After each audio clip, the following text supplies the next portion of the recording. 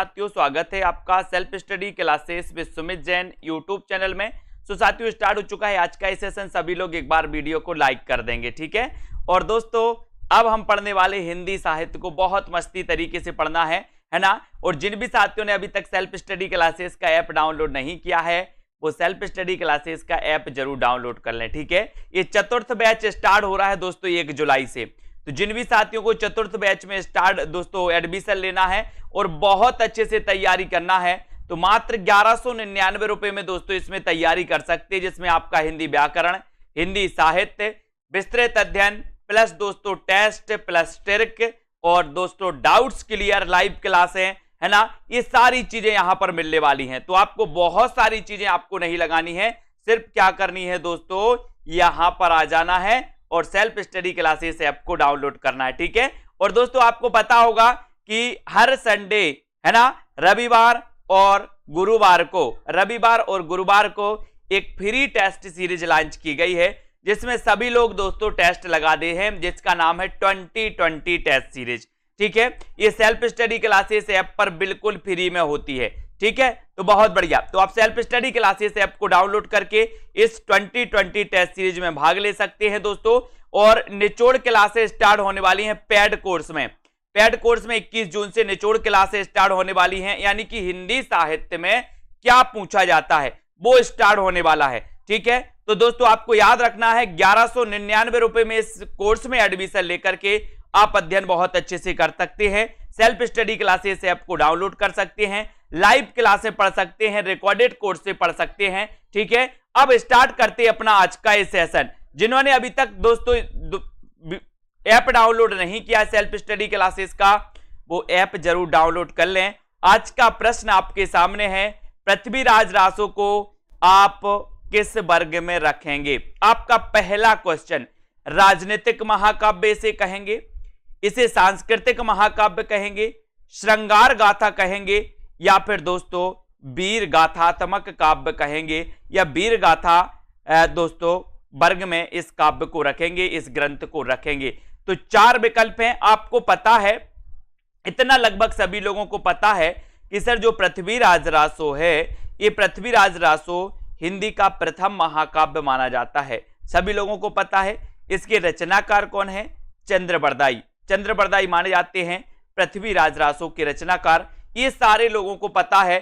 अब आपको यहां पर जल्दी से उत्तर बताना है, और आपने बिल्कुल सही आंसर बताया है कि सर पृथ्वीराज रासो को हम जो रखेंगे वो रखेंगे वीर गाथात्मक परक, जो तो वीर गाथा परक जो है ग्रंथों में रखेंगे। और आपका उत्तर जो डी नंबर है, डी नंबर वो बिल्कुल सही हो जाएगा। डी आपका राइट आंसर होगा। पृथ्वीराज रासो को हम वीर गाथात्मक ग्रंथ के रूप में दोस्तों रखेंगे, और आपका डी बिल्कुल सही हो जाता है, ठीक है। अगला क्वेश्चन देख लो। मैथिली हिंदी में रचित गद्य रचना का नाम बताना है। बताइए, मैथिली हिंदी में रचित रचना कौन सी है दोस्तों? वर्ण रत्नाकर, राउल बेल, प्राकृत पेंगलम, पदावली, या फिर इनमें से ए और बी? बताइए, फटाक से बताइए प्रश्न क्रमांक 2 का आंसर। मैथिली हिंदी में रचित गद्य रचना का नाम क्या है? नाम क्या है? फटाक से बताइए। बहुत बढ़िया, पूर्ति अग्रवाल जी। मैथिली हिंदी में रचित गद्य रचना का नाम आपको बताना है। आपका बिल्कुल सही आंसर आपने बताया है। बहुत सारे लोगों ने आंसर आ रहा है ना, उत्तर आ रहा है डी नंबर, ठीक है। तो वर्ण रत्नाकर आपको पता है दोस्तों। इसके रचनाकार कौन है? तो आपको पता है, बोले सर हमें वर्ण पढ़ना है काय में? ज्योति में। अच्छा, आप पढ़ाई करते हो तो अंधेरे में करते हो कि ज्योति में करते? बोले सर हम ज्योति में करते हैं। तो वर्ण हमें पढ़ना है काय में? ज्योति में। तो वर्ण रत्नाकर के रचनाकार कौन होंगे? ज्योतिरीश्वर ठाकुर, ठीक है। फिर बात आती है पदावली की। तो पदावली भी आपको याद रख लेना है।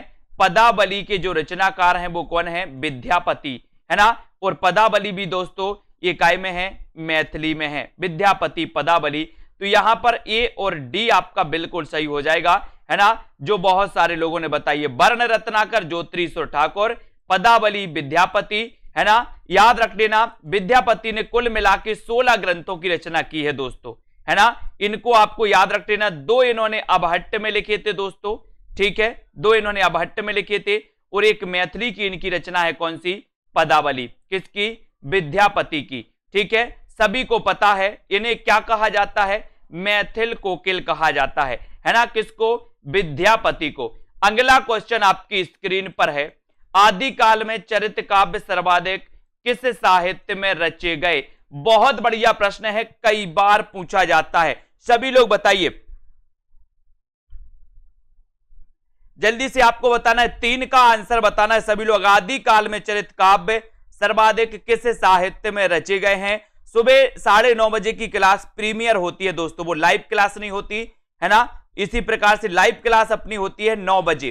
ठीक है, आदिकाल में चरित काव्य सर्वाधिक किस साहित्य में रचे गए, 3 का उत्तर आपको बताना है। जैन साहित्य में, रासो साहित्य में, नाथ साहित्य या फिर सिद्ध साहित्य में, ये 3 का उत्तर आपको बताना है।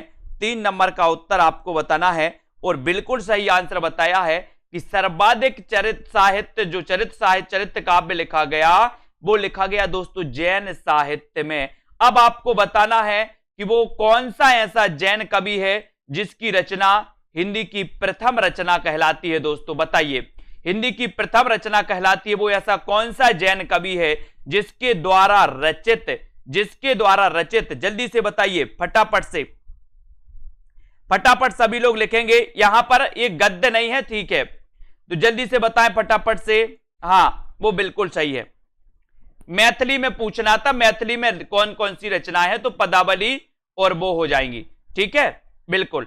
अब आदिकाल में चरित काव्य सर्वाधिक किस साहित्य में रचे गए, जल्दी से बताओ, किस साहित्य में रचे गए, जैन साहित्य में। ये तो आपका हो गया, लेकिन आपने बताया है कि सर वो कवि कौन सा है, देवसेन, वो कवि कौन सा है, देवसेन। ठीक है, देवसेन आपका बिल्कुल सही है, और इन्होंने रचना की थी काय की, श्रावकाचार की। काय की रचना की थी दोस्तों, श्रावकाचार की। कब की थी इन्होंने रचना, 933 ईस्वी में इन्होंने रचना की थी श्रावकाचार की, और यह हिंदी की प्रथम रचना मानी जाती है। कौन सी, श्रावकाचार हिंदी की प्रथम रचना मानी जाती है, जो लगभग सभी लोगों को पता है। अगला क्वेश्चन है, विद्यापति पदावली में किस रस की प्रधानता है ना। जो आगे अपन ने क्वेश्चन पढ़ा था, वहां पर गद्य नहीं होना था दोस्तों, मात्र मैथिली भाषा में होना था, है ना, कोई बात नहीं, लेकिन आप सुधार लेना। विद्यापति पदावली में किस रस की प्रधानता है, इसको आपको बताना है। बताइए किस रस की प्रधानता है। ऐसे भी क्वेश्चन कई बार आते हैं दोस्तों। विद्यापति की पदावली अपन ने पढ़ा है, विद्यापति की पदावली पढ़ी है, और पदावली जो रचना है, ये पदावली मैथिली भाषा में रचना है। किसकी रचना है, विद्यापति जी की। ठीक है, अब यहां पर 4 का उत्तर आपको बताना है, तब आपका कौन सा हो जाएगा। विद्यापति की पदावली किस रस की प्रधानता है, इसमें वीर रस की, श्रृंगार रस की, रसांत रस, या फिर दोस्तों वात्सल्य रस की, किस रस की प्रधानता है। और आप लोगों ने बिल्कुल सही आंसर बताया है कि सर जो विद्यापति की पदावली रचना है, सबसे बड़ी बात कि ये मैथिली भाषा में है, और दोस्तों ये जो है श्रृंगार प्रधान है। कैसी है, श्रृंगार रस प्रधान है। अब आपको बताना है श्रृंगार रस का स्थायी भाव क्या होता है, जल्दी से बताओ, श्रृंगार रस का स्थायी भाव क्या होता है। मैं इसके दो भेद आपको बता दे रहा हूं कि श्रृंगार रस दोस्तों, एक तो संयोग श्रृंगार, लगभग सभी को पता है, और एक होता है वियोग श्रृंगार, लगभग सभी लोगों को पता है। इस वियोग श्रृंगार को विप्रलंब श्रृंगार भी कहा जाता है, आपको पता होगा। ठीक है, लेकिन दोस्तों एक चीज और याद रखनी है कि आपसे एक क्वेश्चन आता है कि किस रस को रसराज कहा जाता है, तब आपका उत्तर होता है श्रृंगार रस को रसराज कहा जाता है। लेकिन दोस्तों आपको पता है इसे रसराज किसने कहा, एक क्वेश्चन भी कई बार है, श्रृंगार रस को रसराज किसने कहा। श्रृंगार रस का स्थायी भाव क्या होता है, रति, सभी को पता है, लेकिन श्रृंगार रस को रसराज किसने कहा, तो आपको याद रख लेना, भोजराज ने। किसने कहा था, भोजराज ने, है ना। तो राज राज आ रहा है, ऐसा क्वेश्चन कई बार आया। ठीक है, अगला क्वेश्चन, अवधूत मत किसका पर्यायवाची है, जल्दी बताओ। यहां पर वाह है, वाह ओजन का, अवधूत मत किसका पर्यायवाची है, बताना है आपको। सभी लोग लाइक जरूर कर देंगे। सिद्ध संप्रदाय, नाथ संप्रदाय, बौद्ध संप्रदाय, या फिर सूफी संप्रदाय। आपने दोस्तों नाथ संप्रदाय पढ़ा है और नाथों की संख्या भी पढ़ी है। कितनी होती है नाथों की संख्या, बोले सर 9 होती है, 9 नाथों की संख्या, तो है ना, आपने देखा है और आपको पता है दोस्तों कि अवधूत मत किसका पर्यायवाची है, तब आपने बिल्कुल सही आंसर चयन किया है कि सर अवधूत मत की अगर बात करोगे, अवधूत मत की अगर बात करोगे तो जल्दी से उत्तर आना चाहिए फटाफट से सभी लोगों का, है ना, और उत्तर आपका बिल्कुल चले जाएगा दोस्तों, नाथ संप्रदाय। नाथ संप्रदाय यानी कि जो 2 नंबर है आपका बिल्कुल सही है, नाथों की संख्या 9 है, ठीक है। नाथ संप्रदाय के प्रवर्तक गोरखनाथ माने जाते हैं दोस्तों, कौन माने जाते हैं, गोरखनाथ। लेकिन आपको पता है कहीं कहीं आपको मच्छेंद्रनाथ भी मिल जाता है, गोरखनाथ के गुरु का नाम था दोस्तों मच्छेंद्रनाथ, है ना, इसको भी आपको याद रखना है। तो यहां पर ये चीज आप याद रखेंगे। और अवधूत मत किसका पर्यायवाची है, तो वो है नाथ संप्रदाय का पर्यायवाची। वेरी गुड, बहुत बढ़िया आंसर बता रहे हैं आप लोग, लाइक जरूर करते रहना। और अगला क्वेश्चन है, आदि काल में चरित काव्य किस छंद में लिखे गए। प्रश्न क्रमांक 6 का आंसर, सीधा सीधा उत्तर आपको बताना है। बताइए, आदि काल में चरित काव्य किस छंद में लिखे गए, किस छंद में लिखे गए बताइए।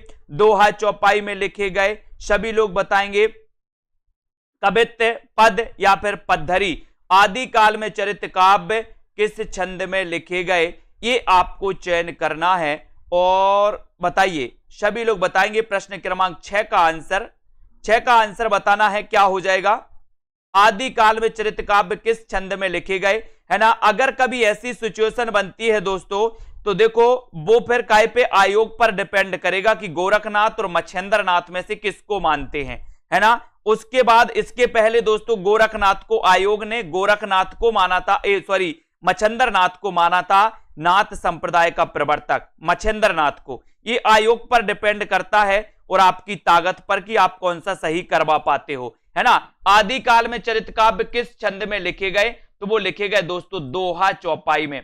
कौन से छंद में लिखे गए, दोहा चौपाई छंद में लिखे गए, यानी कि आपका उत्तर एक ही तरफ चला जाता है, 1 नंबर चला जाता है। चलो चौपाई की बात आई है तो जल्दी से बताओ, चौपाई के प्रत्येक चरण में कितनी मात्राएं होती हैं। फटाक से एक क्वेश्चन यहां से भी आपका बनेगा, चौपाई के प्रत्येक चरण में कितनी मात्राएं होती हैं, फटाफट से आपको बताना है, जल्दी से बताओ। चौपाई पढ़ते हो आप लोग, बहुत सारी रामायण की चौपाई भी पढ़ते हो, चौपाई के प्रत्येक चरण में कितनी मात्राएं होती हैं, ये आपको चयन करना है। उत्तर क्या हो जाएगा, जल्दी से कमेंट में बताएंगे जो लोग। जब तक अगला क्वेश्चन पढ़ते हैं यहां पर कि कौन सा ग्रंथ शिलाओं पर अंकित है।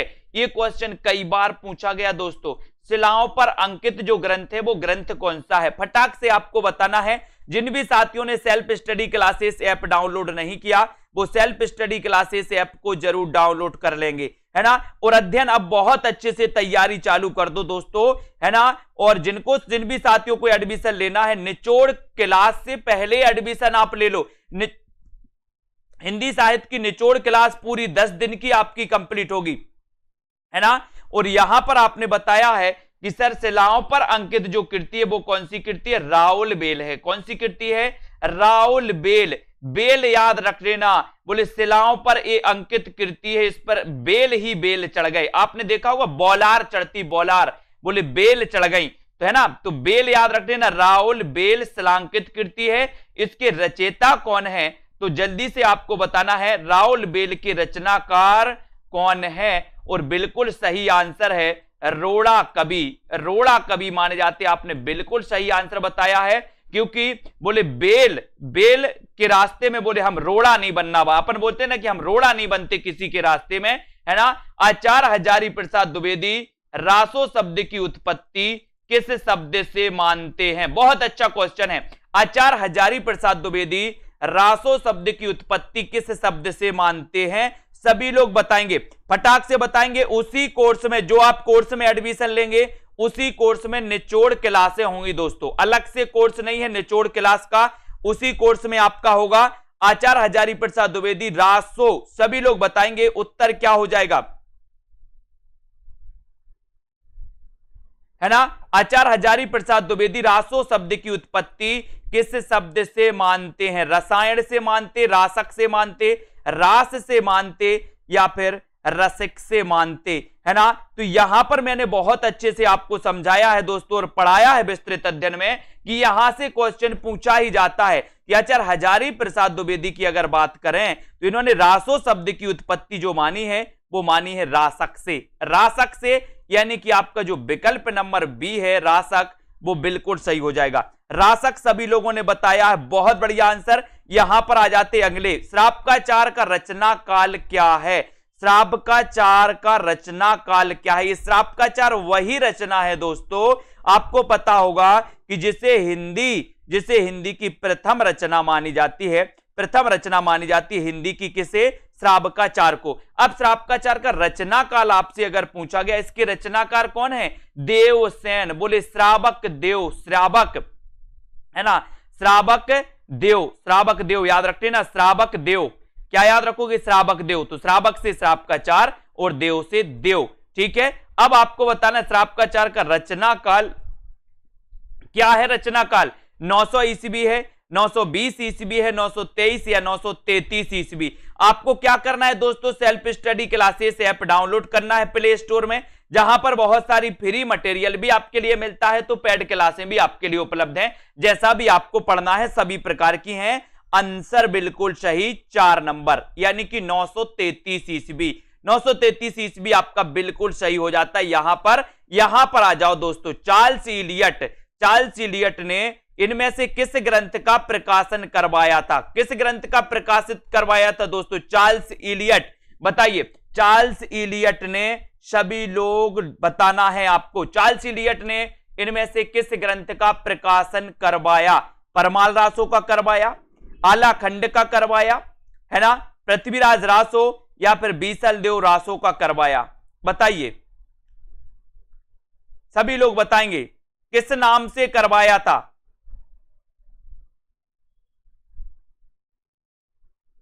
हाँ, इस सभी के लिए है।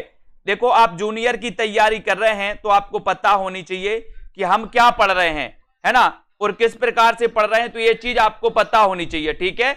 अब आपको यहां पर चयन करना है कि चार्ल्स इलियट ने इनमें से किस ग्रंथ का प्रकाशन करवाया, ठीक है। तब आपका उत्तर हो जाएगा दोस्तों। सभी लोगों को पता है कि सर जिस नाम से इन्होंने ग्रंथ का प्रकाशन करवाया था वो ग्रंथ कौन सा था? वो ग्रंथ था दोस्तों, कौन सा था ग्रंथ? जल्दी से चयन कर लो एक बार। बहुत बढ़िया, है ना, बिल्कुल सही आंसर आया सभी लोगों का। क्या आया है? बोले सर ये आलाखंड इसका सही होगा। आलाखंड नाम से इन्होंने करवाया था, है ना, इसको आपको याद रख लेना। यहां पर आपका बी नंबर उत्तर जो है वो बिल्कुल सही हो जाएगा। इसका दूसरा नाम परमाल रासो भी है दोस्तों, आलाखंड का परमाल रासो, ठीक है।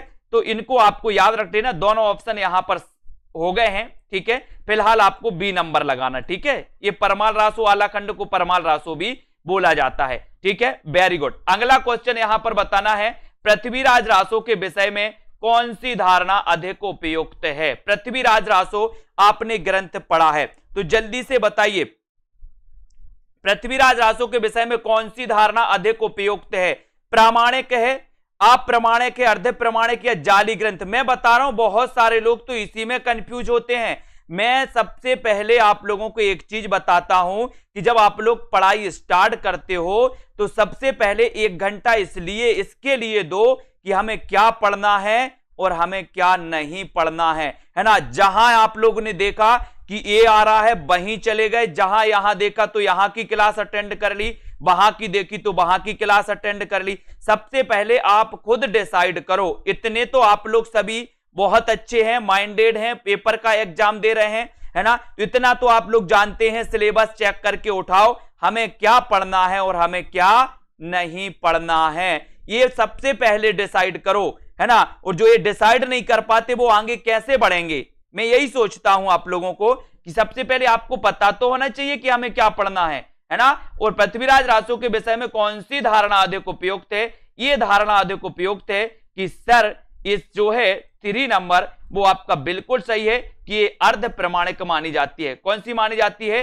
अर्ध प्रमाणिक, है ना। ये सबसे ज्यादा उपयुक्त है। कई विद्वानों ने इसे प्रमाणिक माना, कई विद्वानों ने इसे अप्रमाणिक माना, ठीक है। तो इनको आपको याद रख लेना। और अर्ध प्रमाणिक यानी कि 3 नंबर आपका बिल्कुल सही है। इनमें से किस रासो काव्य में श्रृंगार रस की प्रधानता है?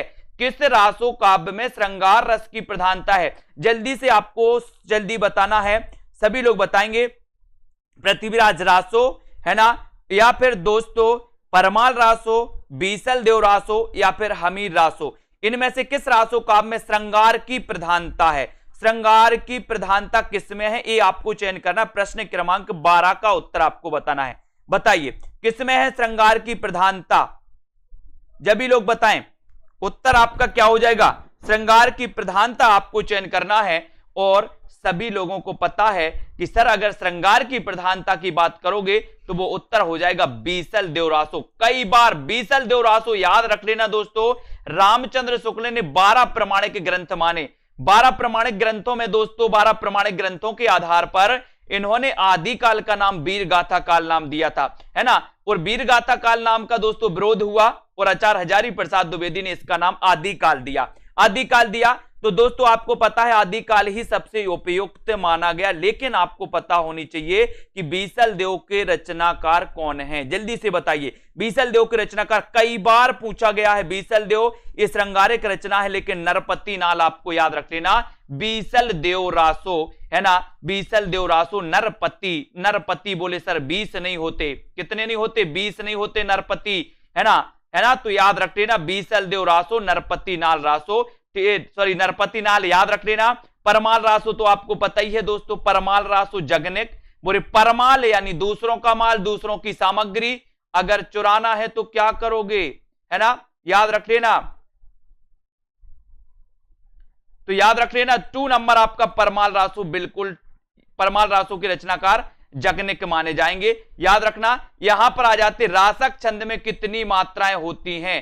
रासक छंद में कितनी मात्राएं होती हैं? जल्दी से बताओ रासक छंद में कितनी मात्राएं होती हैं? सभी लोग बताएंगे कितनी मात्राएं होती हैं रासक छंद में? 20, 29, 25 या फिर दोस्तों 31? सभी लोग बताएंगे। और मैं बता रहा हूं कि आपको जो पूछा जा रहा है कमेंट आपका वो ही आना चाहिए, है ना।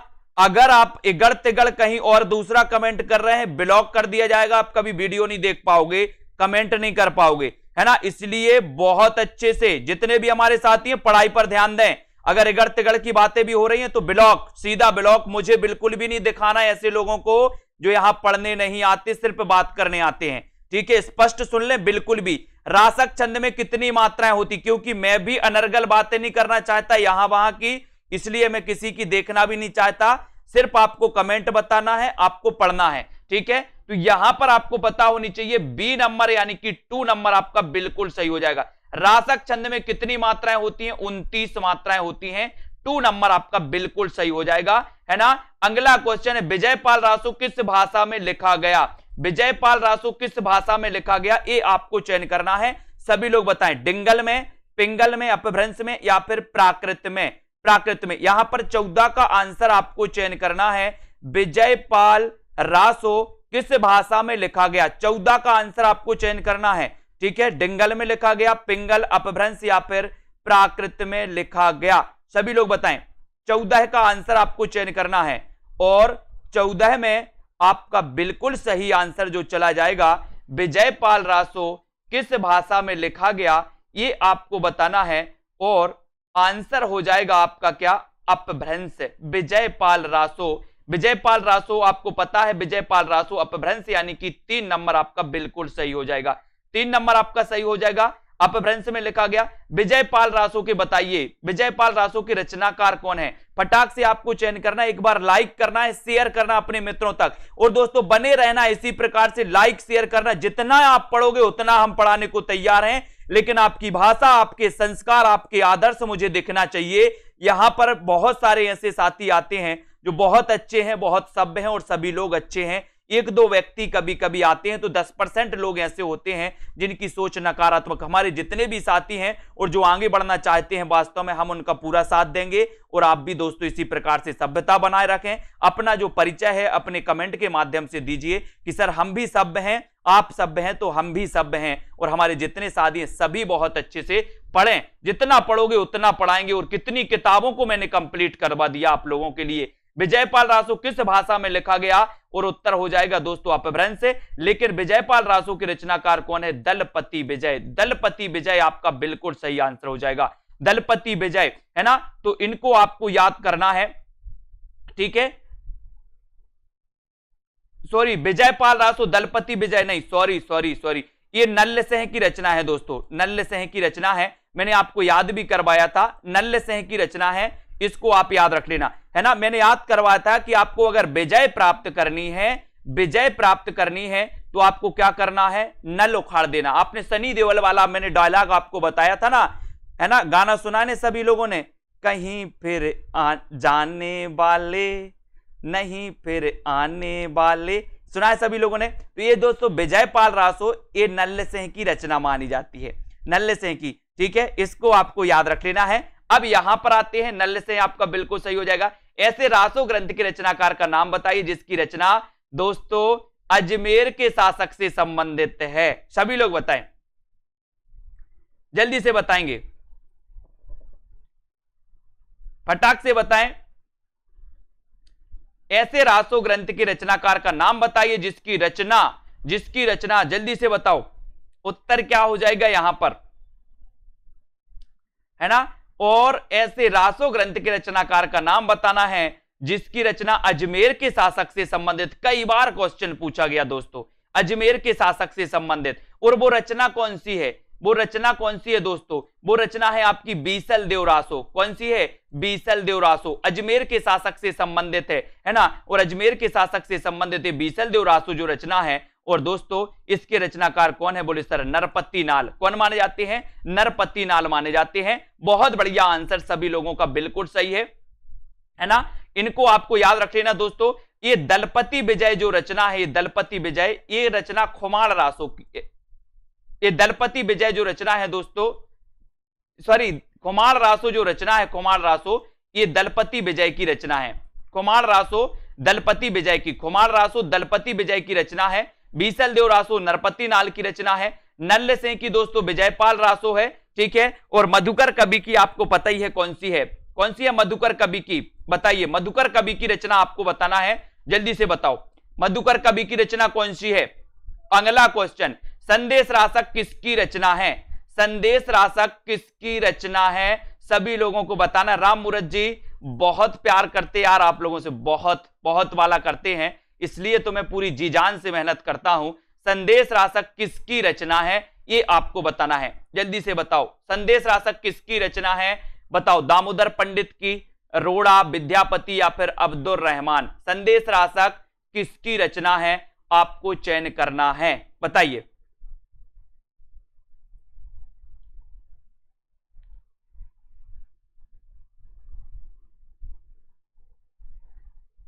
जय मयंक जस चंद्रिका ये किसकी रचना है, जय मयंक जस चंद्रिका, बताइए। जय मयंक जस चंद्रिका इसके रचनाकार कौन है। और संदेश रासक ये किसकी रचना है। तो आपसे अगर कभी संदेश रासक पूछा जाए दोस्तों, इसके बारे में अब हम चर्चा करेंगे। संदेश रासक के बारे में, संदेश रासक ये जो ग्रंथ है दोस्तों, ये किसकी रचना आपसे पूछा जाए तो ये रचना है अब्दुल रहमान की। अपन ने पढ़ा है कि पहले क्या होता था, कबूतर से संदेश चिट्ठी बांध देते थे और दोस्तों ले जाते थे, है ना। लेकिन अब दूर नहीं संदेश भेजना, अब दूर नहीं संदेश भेजना, अब दूर नहीं संदेश भेजना। तो संदेश से संदेश रासक और अब्दुल रहमान, है ना। जय मयंक जस चंद्रिका मधुकर कवि की रचना है दोस्तों, इसको आपको याद करना है। अब यहां पर आपको बताना है सबसे बड़ी बात जो है कि आचार्य हजारी प्रसाद द्विवेदी ने हिंदी का प्रथम जो कवि माना है वो किसको माना है, प्रथम रचना और प्रथम कवि किसे माना है, जल्दी से बताइए। हजारी प्रसाद द्विवेदी ने हिंदी की प्रथम रचना और कवि किसे माना है ये आपको बताना है, जल्दी से लिखिए फटाक से। बहुत बढ़िया आंसर आया है यहां पर, है ना। और इस संदेश रासक के बारे में दोस्तों आपको पता है कि इसे आदिकाल का मेघदूत कहा जाता है। संदेश रासक को आदिकाल का मेघदूत कहा जाता है, आदिकाल का मेघदूत कहा जाता है। और ये क्या है ना, ये क्या है संदेश रासक, ये खंड काव्य है। ये क्या है, खंड काव्य है, इसको याद रखेंगे। संदेश रासक क्या है, खंड काव्य। और आपको पता है कि आचार्य हजारी प्रसाद द्विवेदी ने हिंदी का प्रथम जो कवि माना है वो अब्दुल रहमान को, और इनकी रचना दोस्तों संदेश रासक को प्रथम रचना माना है, ये भी आपको याद रखना है, ठीक है।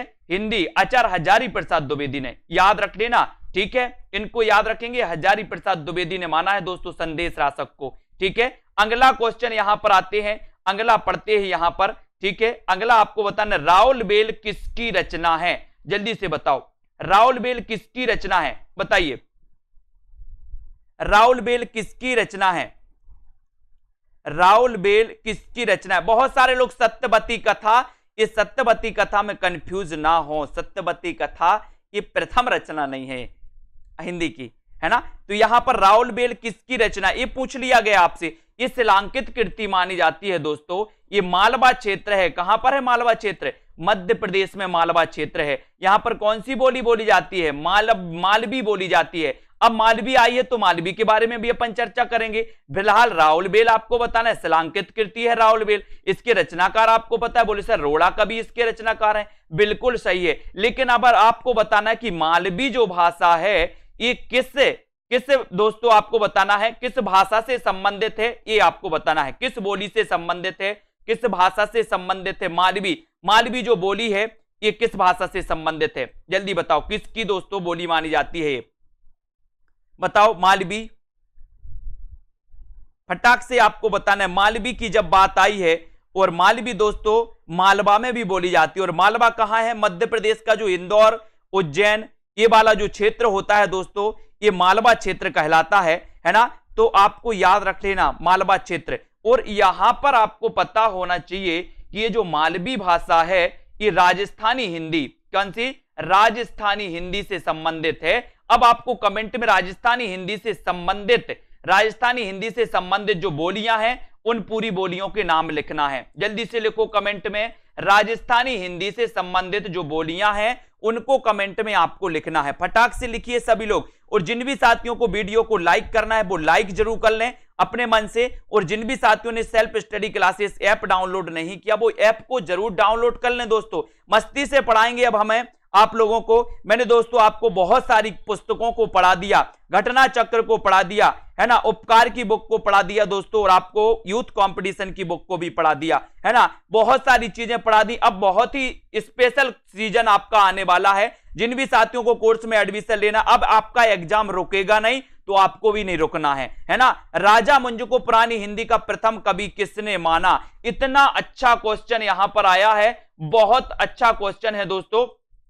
यहां पर आपको बताना है राजा मुंज को किसने माना है, जल्दी से कमेंट आया बहुत सारे लोगों का, वेरी गुड, बहुत बढ़िया, है ना, बिल्कुल राइट आंसर आया है। मेवाती, मालवी, जयपुरी, है ना, आपने यहां पर पढ़ लिया दोस्तों, मेवाती, मालवी, जयपुरी और मारवाड़ी। आपको जयपुरी के बाद याद रख लेना, इसे ढूंढाड़ी बोली भी कहा जाता है, ढूंढाड़ी, है ना, ढूंढाड़ी। जयपुरी को क्या कहा जाता है, ढूंढाड़ी बोली भी कहा जाता है दोस्तों, याद रखना। और राजा मुंज को पुरानी हिंदी का प्रथम कवि जो माना है वो माना है किसने, चंद्रधर शर्मा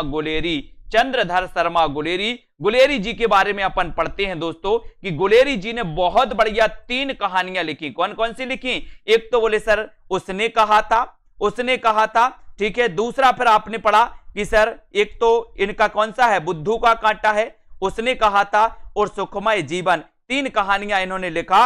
और जयपुरी को ढूंढाड़ी भी कहा जाता है, याद रख लेना, एक कई बार पूछा गया ढूंढाड़ी, ठीक है। अगला क्वेश्चन, देसिल बैना सब जन मिठा किसकी पंक्ति है, मैंने कई बार आपको पढ़ाया, देसिल बैना सब जन मिठा पंक्ति के रचनाकार कौन माने जाते हैं। सभी लोग लाइक जरूर करना दोस्तों। एक क्लास 9 बजे होती है अपनी, और 9 बजे इसी प्रकार से अब क्लास चलेगी। महत्वपूर्ण प्रश्नों पर अपन चर्चा करते हुए आगे बढ़ेंगे, ठीक है। देसिल बैना सब जन मिठा किसकी पंक्ति मानी जाती है, उत्तर क्या हो जाएगा। मैंने कई बार आपको बताया है कि मिठा मिठा बोल थारो काए बिगेड़े थारो काए बिगेड़े, है ना। यहां पर अपन ने मिठा को पकड़ा था, बोले सर ये मिठा आया यहां पर, और मिठा मिठा वो ही बोलता है जिसके अंदर विद्या होती है, जिसके अंदर क्या होती है, विद्या होती है। जो गमार होते हैं जिनके अंदर विद्या नहीं होती दोस्तों, वो मिठा मिठा नहीं बोलते, है ना। इनको आपको याद रख लेना, बोले सर विद्या होती है जिसके अंदर, वो मिठा मिठा बोलते हैं। अपनी क्लास के सभी लोग मिठा मिठा बोलते हैं, अच्छा लगता है ना। और यहां पर मिठा मिठा बोल थारो काय बिगड़े, ये विद्यापति जी की पंक्ति मानी जाती है। और आप लोगों ने बिल्कुल सही आंसर बताया। अगला क्वेश्चन, भोला शंकर व्यास ने हिंदी के आरंभिक रूप को क्या कहा है, भोला शंकर व्यास ने हिंदी के आरंभिक रूप को क्या कहा है? बहुत अच्छा क्वेश्चन आया है। भोला शंकर व्यास ने हिंदी के आरंभिक रूप को क्या कहा? इसे अपभ्रंश कहा, इसे अवहट्ट कहा है, इसे पुरानी हिंदी कहा है, या इसे प्राकृत कहा है? जल्दी से बताइए। भोला शंकर व्यास का जल्दी से आपको चयन करना है। अच्छा क्वेश्चन आया है, उत्तर यहां पर क्या हो जाएगा बताइए। भोला शंकर व्यास ने हिंदी के आरंभिक रूप को क्या कहा है? आरंभिक रूप को क्या कहा है? थोड़ा सा कठिन प्रश्न, लेकिन बहुत अच्छा क्वेश्चन है। जिनने पढ़ा है वो आराम से उत्तर इसका बताएंगे और आपका उत्तर हो जाएगा भोला शंकर व्यास। और भोला शंकर व्यास बोले हट, अब हट, अब हट, अब हट दोस्तों, है ना। इसको याद रख लेना। और आपको पता है कि अगर आपके पास कोई भी दुख दर्द हो, कोई भी कुछ हो, कोई भी प्रॉब्लम हो, आप जाते हो किसके पास? भोला शंकर के पास जाते हो। और भोला शंकर करते हैं बोले अब हट, अब हट, बोले दर्द अब हट, है ना। और जो भी समस्याएं हैं अब हट, है ना। तो ये भोला शंकर जी ने अब हट कहा दोस्तों। 2 नंबर आपका बिल्कुल सही। कीर्ति पताका आ गई है। कीर्ति पताका रचना कई बार आपने पढ़ा है और फिर से आपसे मैं पूछ रहा हूं, पढ़ चुके हो आप लोग बहुत अच्छे से। कीर्ति पताका किसकी रचना है? साथ ही इसकी दोस्तों भाषा भी आप लोग बता देना। आपको कई बार पढ़ना इन रचनाओं को। पढ़ते पढ़ते ऐसा लगने लगे कि सर ये रचनाएं तो सारी रट गई हैं, रट गई हैं, तब दोस्तों, है ना, बहुत फिर भी पढ़ना है, पढ़ना नहीं छोड़ना। कीर्ति पताका किसकी रचना है? कीर्ति पताका आपको बताना है। मैं दोस्तों बहुत सारी रचनाएं मुझे याद हैं, लेकिन कभी कभी जब बीच में गैप लग जाता या पढ़ू ना तो रचनाओं में क्या हो जाता, डाउट्स, ये सही है कि गलत है। तो आपको अध्ययन जब क्रम निरंतर रहेगा तो उसमें वो हो जाता है ना। मैं भी बता रहा हूं, मुझे भी कभी कभी गड़बड़ लगने लगता है ना। इसलिए अध्ययन करना है निरंतर। अध्ययन अगर छूटा तो गड़बड़ हो जाता फिर, ठीक है। तो कीर्ति पताका के रचनाकार बोले सर कीर्ति पताका विद्यापति। कीर्ति पताका के रचनाकार कौन है?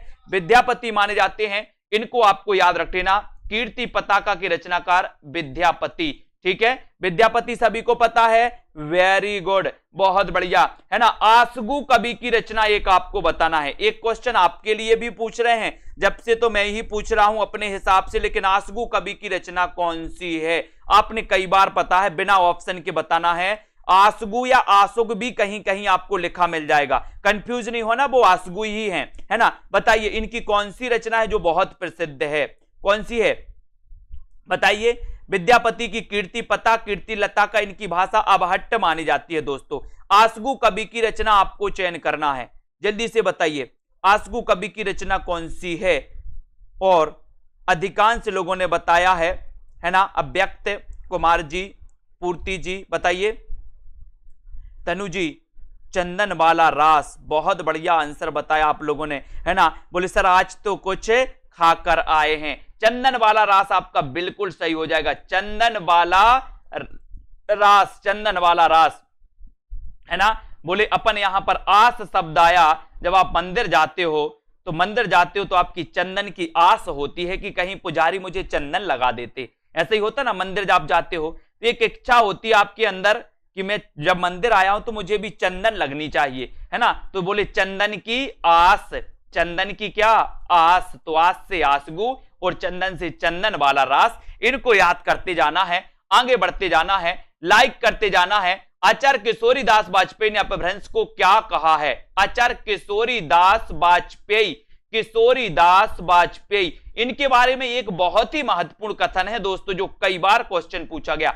आचार्य किशोरीदास वाजपेयी ने अपभ्रंश को क्या कहा? अपभ्रंश को क्या कहा बताइए। किशोरीदास वाजपेयी ने अपभ्रंश को क्या क्या? हड़ाड़ा भाषा, प्राकृत, अबहट्ट या फिर देश भाषा? जल्दी से बताना है। मंजू यादव जी लाइव है ना। आचार्य किशोरीदास वाजपेयी ने अपभ्रंश को क्या कहा है? 22 का आंसर आपको चयन करना है, बताइए 22।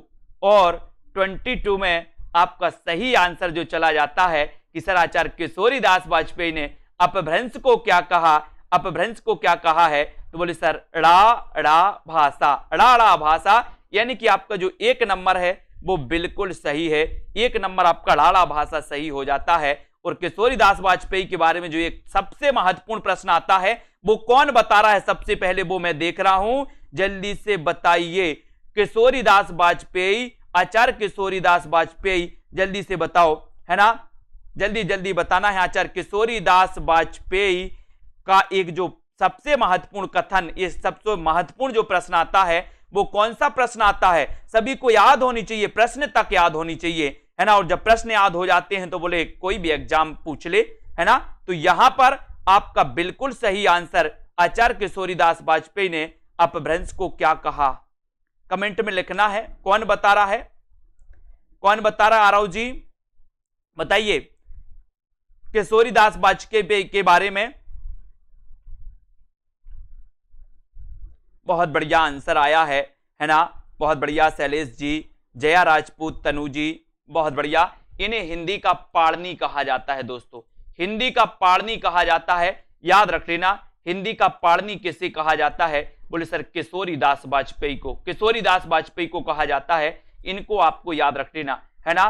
और हिंदी व्याकरण का पाणिनि कहा जाता है दोस्तों, है ना। हिंदी व्याकरण का पाणिनि कहा जाता है कामता प्रसाद गुरु को, कामता प्रसाद गुरु को हिंदी व्याकरण का पाणिनि, और हिंदी का पाणिनि दोस्तों किशोरीदास वाजपेयी को। अगर कभी ऐसा दोस्तों आपकी सिचुएशन बन जाए कि कभी पेपर में ऐसा क्वेश्चन आ जाए कि हिंदी व्याकरण का पाणिनि किसे कहा जाता है, और आपके ऑप्शन में अगर कामता प्रसाद गुरु नहीं है तो आपको किशोरीदास वाजपेयी लगाए आना है, ठीक है। हिंदी व्याकरण का पाणिनि किसे कहा जाता है और ऑप्शन में कामता प्रसाद गुरु अगर नहीं है तो आपको संकोच नहीं करना, किशोरीदास वाजपेयी लगा के आ जाना है, ठीक है। बहुत बढ़िया। तो सभी लोगों ने इतने अच्छे से पढ़ा दोस्तों, मजा आ गया।